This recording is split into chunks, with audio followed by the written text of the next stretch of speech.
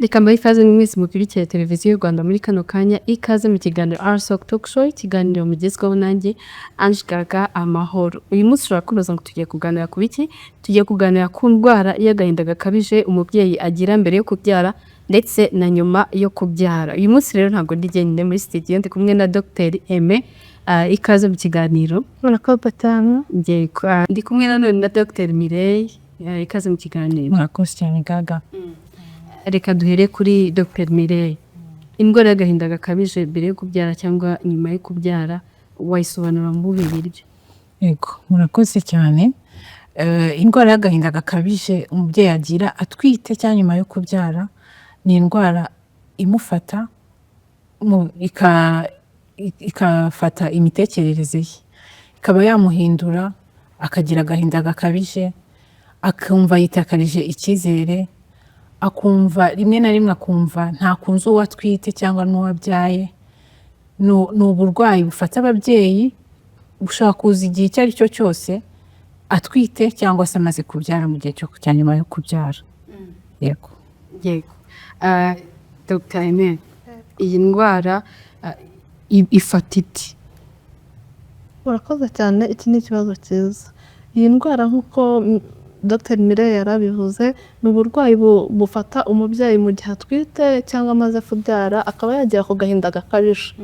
Akagira agahinda gakabije, akumva yitakarije icyizere, akumva ariyanze, akumva ashobora mu gihe noneho ubu burwayi bugeze ku kigero kiri hejuru, ashobora kumva ashaka kwigirira nabi cyangwa kuba yagira nabi uwo atwite cyangwa yabyaye.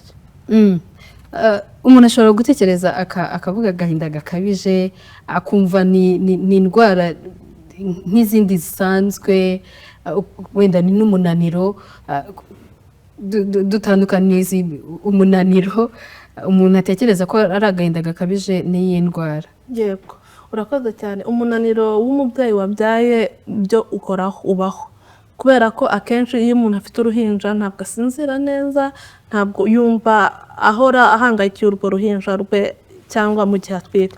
Ariko rero ukuntu dushobora kubitandukanya n'aka gahinda gakabije turi kuvuga uyu munsi wa none, aka gahinda ni cya gihe noneho umubyeyi ageze ku rugero rwo hejuru.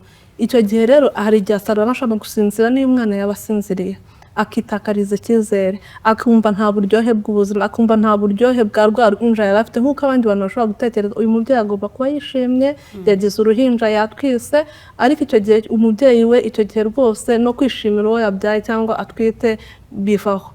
Kumva yitandukanyije n'umuryango we, kumva yicira urubanza, kumva nta kintu na kimwe kimuryoheye mu buzima. Ku buryo no mu buryo buri hejuru cyane, iyo uburwayi bwageze hejuru umubyeyi ashobora gutekereza kwiyahura cyangwa akaba yagira nabi umwana yabyaye cyangwa anatwite akumva n'inda wenda yanayikuraho. Ikindi wenda icyo nakongeraho ni uko iyo kuba gufasha gutandukanya na wa munaniro usanzwe umubyeyi ahorana. Iyo utwite urananirwa, uba uremerewe, iyo wabyaye uba ufite kwita ku mwana, konsa buri masaha angahe. Nibyo mu by'ukuri guhindura imitekerereze cyangwa kuba yagira ikintu gihinduka kuri we ni ibisanzwe, ariko dutangira kugira impungenge cyangwa gutekereza ko cyabaye ikibazo iyo ibyo bimenyetso biri ku rwego rwo hejuru kandi bitinze gushira. Iyo birengeje ibyumweru 2, abari hafi y'uwo mubyeyi bagakwiye gutekereza ko ibi bintu ntabwo bisanzwe, dukwiye kumufasha kumuha ubundi bufasha bwisumbuyeho. Muri experience mufite nk'abaganga muvura aba bantu bafite agahinda gakabije cyangwa bahuye n'aka gahinda gakabije mbere yo kubyara na nyuma yo kubyara, mubona iyo babagana baba bitwaye bate, biba bimeze bite? Mutubwire. Urakoze cyane, icyo ni ikibazo cyiza. Nkatwe tuhura nabo, badusanga, duhurira nabo mu isuzumiro nyuma yo kubyara akagaruka, turabibona ko umubyeyi atameze neza, kuko aba afite ubona ko atishimye. Cyakabaye igihe cyiza cyo kwishima nk'umuntu wabyaye. Hari benshi baba badafite abo bana, ariko ukabona umubyeyi ntabwo yishimye, ukabona ntabwo akunze umwana we mu muryango, ukabona ubona umugabo we wagira ngo ntabwo nyine ntibishimye ntibameze neza. So icyo rero ni ikibazo kibaho umuntu iyo aje gusanga yaje kwa muganga akenshi iyo umwitayeho nk'umuganga nk'uko tuzi ko ibyo bibaho ukita kureba imitekerereze ye, kureba ubuzima bwe buri nyuma y'uko yabyaye yasikize igisebe, niba ari cesarienne, niba hasi yongerewe, ko ukamuganiriza byisumbuyeho, hari igihe ubona ko uyu mubyeyi afite ikibazo. Nk'uko ubitubajije muri experience, ni ibintu bibaho cyane. Ubundi mu bushakashatsi bwakozwe bivuga ko nibura umugore umwe mu bagore 7 batwite cyangwa babyaye agira icyo kibazo. Ku isi yose ni ubushakashatsi bwakozwe buzwi. Niyo mpamvu twe nk'abaganga rero twagakwiye kujya tubiha nabyo umwanya tukabitaho. Muri experience mwebwe mufite duhereze wowe no nk'urugero nk'umuntu runaka waje abagana uburyo yari yitwaye mbere yo kubyarana nyuma yo kubyara. Yego, mu bikunda kugaragara kubera ko ni uburwayi abantu badafunze kugaragaza. Birago akenshi cyane ntabwo baza bakubwira ngo umubyeyi afite agahinda gakabije, ahubwo baza bakubwira mu mubyeyi ngo afite imyitwarire itandukanye n'uko yagakwiye kuba yifasha. Abenshi ni hahandi usanga ashobora kugira ati umubyeyi wawe rero ashobora kuba baramuroze cyangwa hari ukundi kuntu byagenze, wakurikira ukamenya byagenze gute.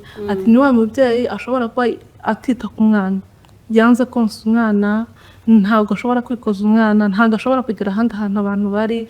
Ibyo byose ni ibimenyetso nuko umuntu baza bakubwira ngo wa mubyeyi witayeho harimo ikintu kitagenda. Icyo gihe rero nibwo twebwe duhita dutekereza bishobora kuba ari agahinda gasabije nyuma yo kubyara cyangwa umubyeyi atwite. Yego, experience nk'umuntu wahuye n'uwo muntu icyo gihe mwamufashije gute? Yego, ubundi rero umuntu umaze kubona afite icyo kibazo cy'agahinda gakabije dushobora kubibumbira mu buryo butatu ukuntu tumufasha. Icya mbere ni ukumufasha mu buryo bw'imitekerereze, abo bari kumwe, umugabo we, ababyeyi, abo babana, inshuti, ukamwereka ko atari wenyine, ntitumucire urubanza. Ikindi tukamwereka ko ni uburwayi bubaho n'igihe ari gucamo kimukomereye ariko gishoboka kibaho. Ikindi rero ukundi dushobora kumufasha iyo ubona bigeze ku rugero ruri hejuru dushobora kumuhuza n'abaganga bavura ibijyanye n'imitekerereze, abo dukunda kwita aba psychologist. Abo ngabo rero bashobora kugera imbere cyane cyangwa deep bakabasha kumenya umubyeyi afite agahinda gakabije, mu kumuganiriza bakaba bamufasha kunyura muri urwo rugendo rw'ako gahinda gakabije akaba yanarusohokamo. Ikindi kandi hari n'abashobora kugera igihe bahabwa imiti yo kugabanya ako gahinda cyangwa kubavura. Hari ibimenyetso yatubwiyeho byo kwanga umwana, kutiyitaho. Uretse ibyo bindi nibihe bindi bimenyetso ushobora kuvuga uti uyu muntu afite akagahinda gakabije? Ibindi bimenyetso uzabona ari wa mubyeyi wananiwe gusinzira, utajya aryama ngo aruhuke. N'umwana yaba asinziriye nk'uko tuzi impinja zikunda kudasinzira neza, ariko ukabona afite umwana araryamye ariko nawe ntagasinzira, we ntabashije gusinzira. Ukabona afite abamufasha uwo mwana ariko still ukabona ntagaruhuka, agahora ataka umutwe, agahora ari wa muntu wiyenza, if I can say, niba nabivuga gutyo. Ukabona n'umuntu uyu mwanya ararakaye, undi mwanya urabona abaye muzima, ukabona guma hindura imyitwarire mu buryo butandukanye.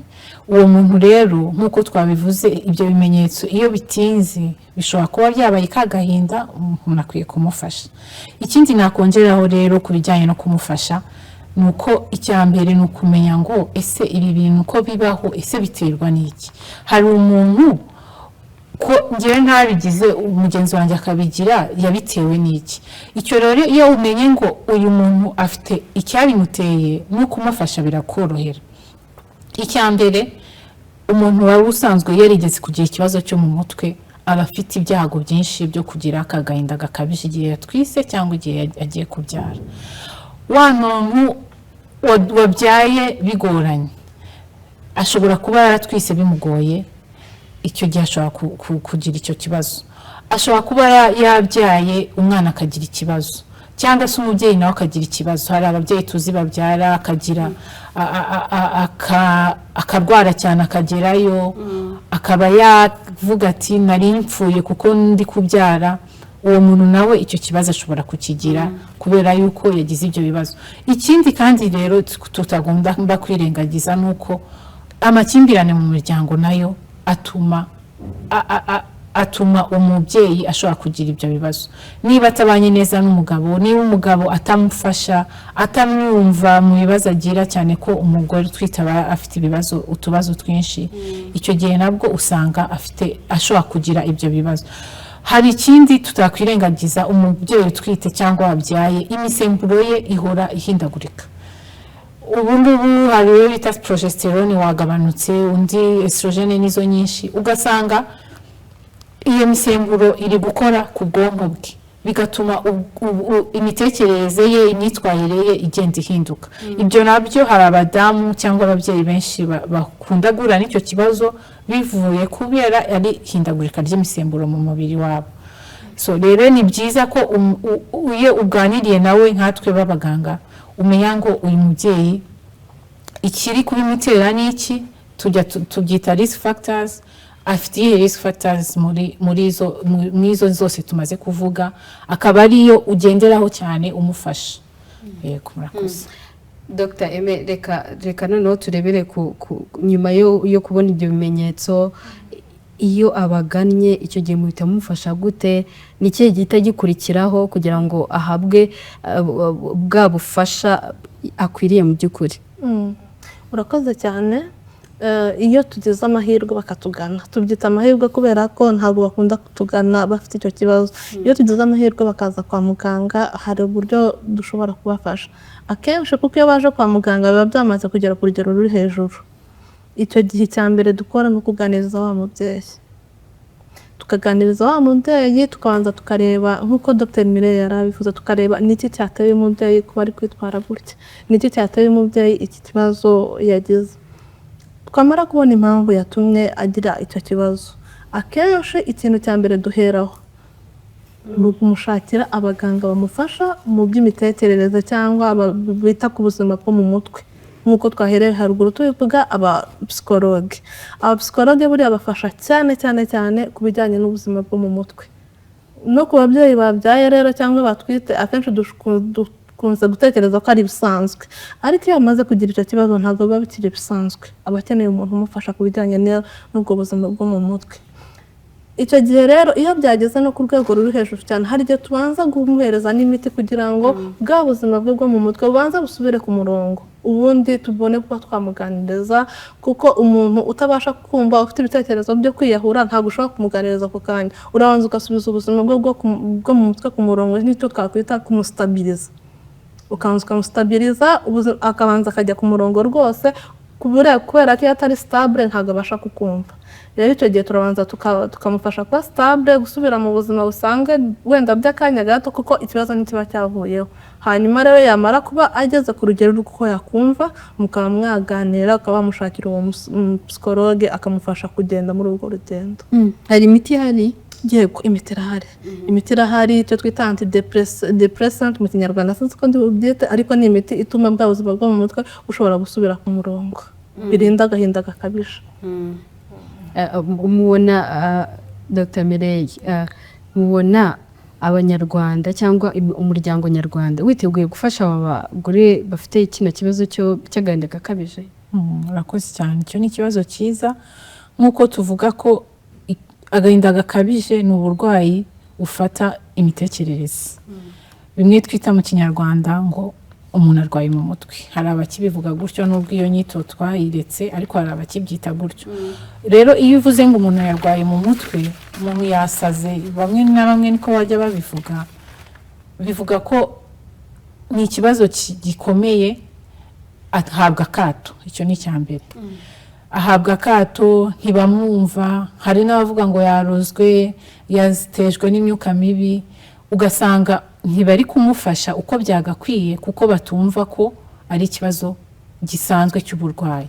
Rero aba ni urugendo kugira ngo abantu babyumve nk'uko twicaye hano twaje ngo tubivuge ikinyamakuru RBA gisakaze ubwo butumwa bugere hose. Ibyo ni urugendo rwo gukangurira abantu, sosiyete nyarwanda, abagabo babo babyeyi, famiye bakomokamo ababyeyi babo ba nyirabukwe, bamenye ko icyo ni ikibazo kiriho kidaterwa n'ibindi batekereza ngo yasaze, bamuroze, ngo bahize gute. Ubushakashatsi bwagaragaze ko gihari.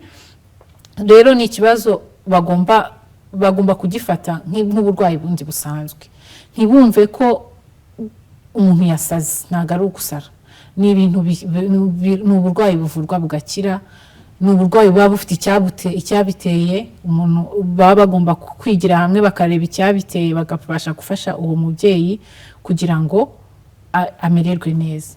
So nk'uko twicaye hano tuzakomeza tunabivuge, tukangurira abantu bumve ko badakwiye guha abo babyeyi akato, ahubwo bakwiye kubegera bakabafasha.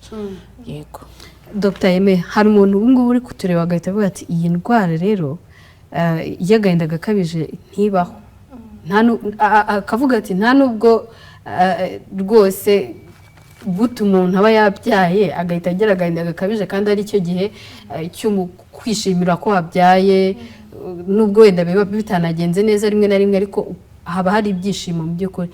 Nk'umuntu utabyemera wamubwira iki? Yego, birashoboka cyane ko abantu batarabyumva, nk'uko n'ubundi ubuzima bwo mu mutwe abantu batarabwumva neza muri sosiyete nyarwanda. Kumva ko ugomba gukurikirana ubuzima bwo mu mutwe, nubwo turimo turagerageza dushishikariza abantu kubyitaho, ariko abantu benshi ntabwo barabisobanukirwa. Rero n'ubuzima bwo mu mutwe bw'umubyeyi utwite n'uwabyaye biracyari, ntabwo abantu barabisobanukirwa neza ko umuntu ashobora kugira icyo kibazo. Ni ikibazo gihari, ni ikibazo kizwi, ariko nka sosiyete nyarwanda kubera ko tutarabyumva neza, niyo mpamvu tugomba gukomeza gushishikariza abantu kwita ku buzima bwo mu mutwe. Nk'uko twita ku buzima busanzwe, kumva ko umubyeyi atwite tugomba kumushishikariza kurya neza, tugomba kumwigisha ku bijyanye n'ibimenyetso mpuruza by'umudamu utwite n'uwabyaye, n'ibijyanye n'ubuzima bwo mu mutwe, kandi tugomba gukomeza kubibashishikariza bakabyitaho, babona ibimenyetso muri bya bindi twababwiye, bakaza bakatureba tukaba twamenya ikibazo bafite, tukabasha kubafasha bitaragera kure. Kuko hari igihe ushobora gusanga umubyeyi n'umubuze akaba yakwiyahura se, bakavuga uriya muntu yariyahuye kandi yabyaye, buriya ati ni amadayimoni baramuroza ariyahura yanga uwatwite cyangwa uwabyaye. Ariko kandi wakurikirana ugasanga yagize kagahinda gakabije kamuteye kwiyaka ubuzima. Rero ni ikibazo gihari, tugomba gukomeza gushishikariza abantu muri sosiyete nyarwanda kwita ku buzima bw'umubyeyi n'umwana, niba ariko nabyita ko ntitwavuga umubyeyi tutavuze umwana, tugakomeza kwita ku mitekerereze yabo n'ubuzima bwabo bwo mu mutwe. Hari umuntu urimo kutureba kano kanya utwite, ashobora no gusanga bya bimenyetso bifite,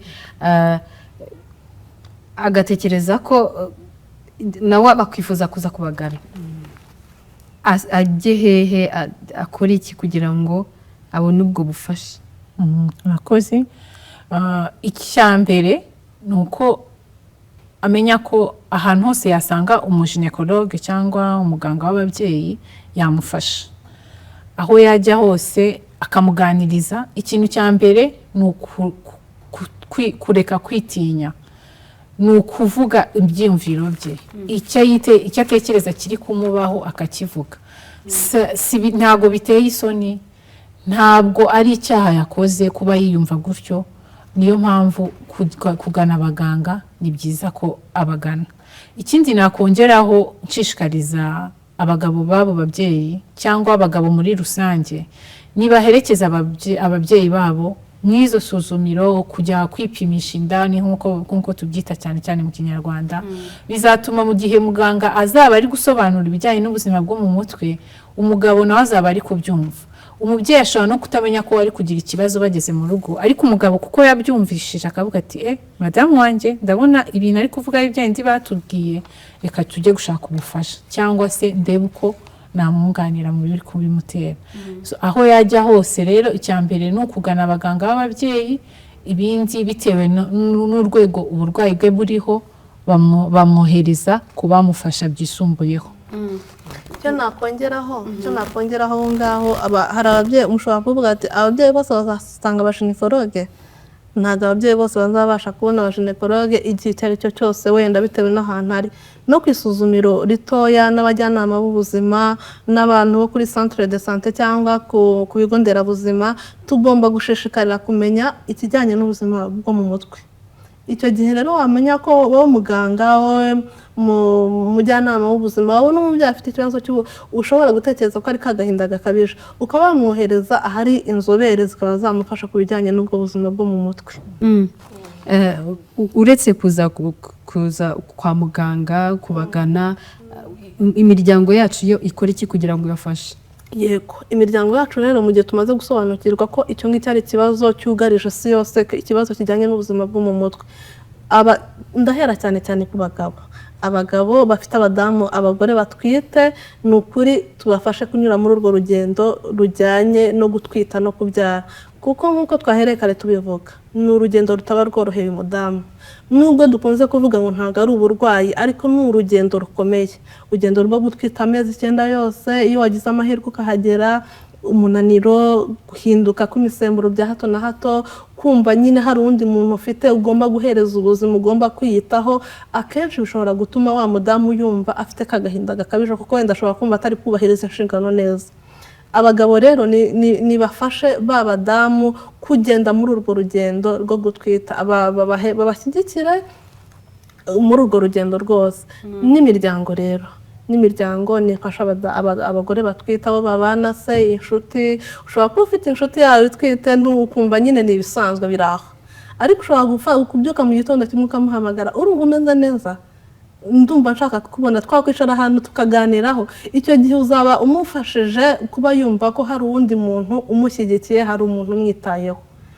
Rero nka sosiyete nyarwanda duhereza agaciro aba badamu batwite nk'uko dusanzwe tubikora, ariko kandi tubafasha mu bijyanye n'imitekerereze yabo, uko bari kwiyumva, tube twabashyigikira.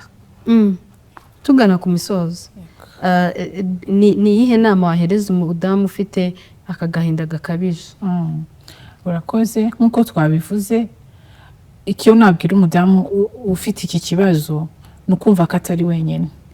Ubushakashatsi bwerekanye ko ari indwara ifata abantu benshi, ntabwo ari we gusa bibayeho. Ntiyumve yuko ari igikuba cyacitse, ntabwo ari wenyine, ni ibintu bibaho.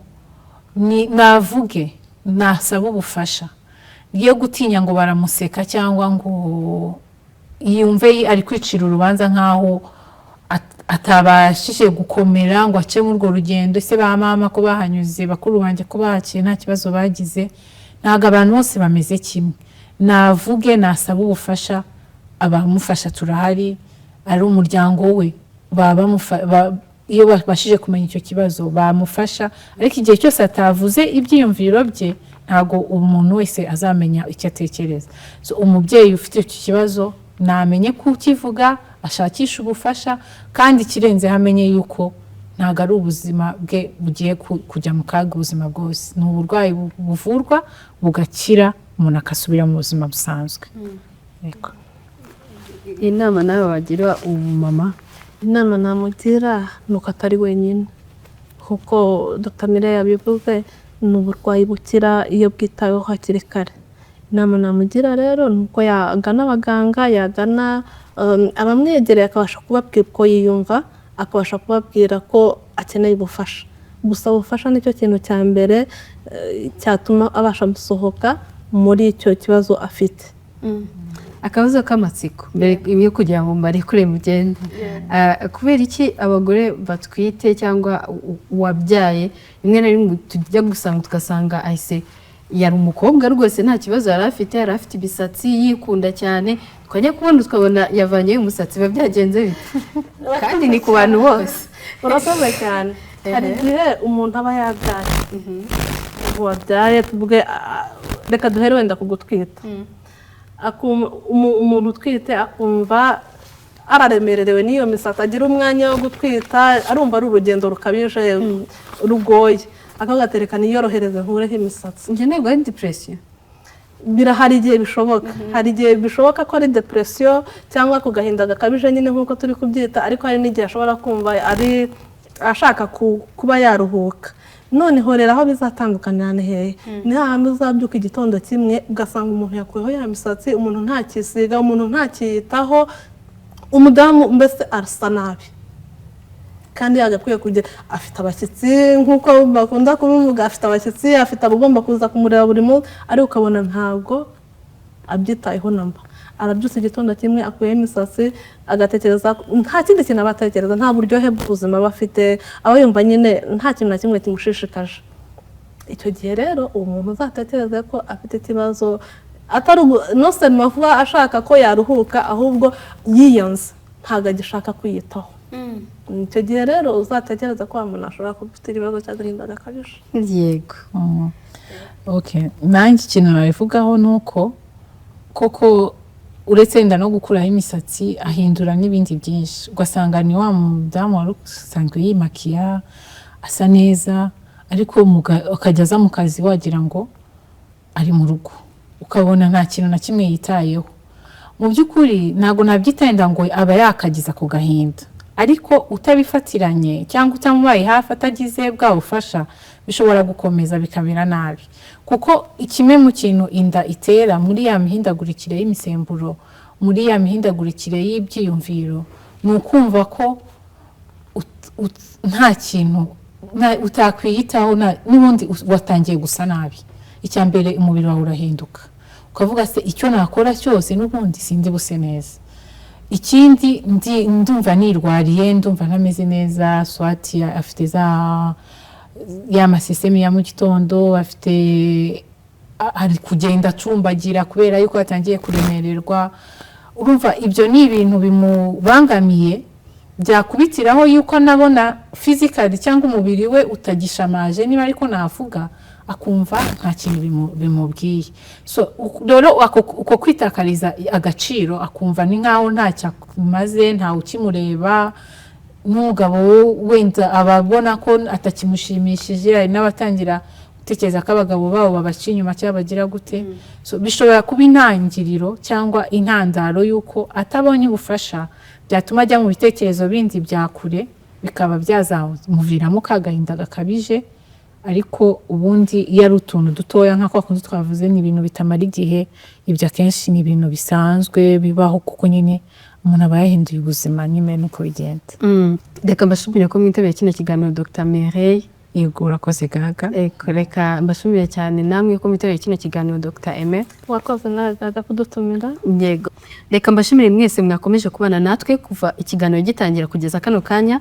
Mbibutse ko ikiganiro ni RSOC Talk Show. Nge nitwa Ange Gaga Amahoro. Reka tuzasubira ubutaha, ariko niba ufite umuntu ufite iyi ndwara y'agahinda gakabije, mubwire ajye kugana abaganga babizobereye kugira ngo bamufashe. Reka tuzasubira ubutaha, umugoroba mwiza.